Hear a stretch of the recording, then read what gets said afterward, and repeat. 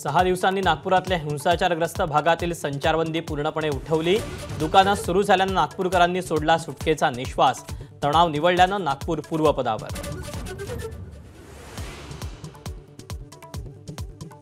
संचारबंदी उठवल्यानंतर नागपूर पोलिसांचा हिंसाचारग्रस्त भागात रूट मार्च, तर पुढील काळात सोशल मीडियावरही पोलिसांची राहणार कडक नजर। 125 पेक्षा जास्त आमदार असलेल्या भाजपच्या आमदारांची भूक वाढतेच आहे। छगन भुजबळांचं निरीक्षण, पक्ष एक नंबरचा करायचा तर काही चुकीच्या गोष्टी टाळण्याचाही भुजबळांचा सल्ला।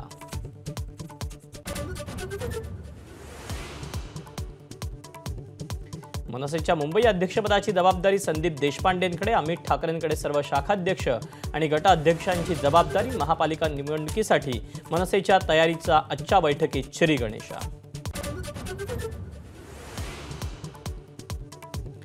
एका खोक्याभाईचं काय घेऊन बसलात? विधानसभेत सगळे खोक्याभाई बसलेत। राज्यातील राजकीय परिस्थितीवरून राज ठाकरेंचा सरकारला टोला।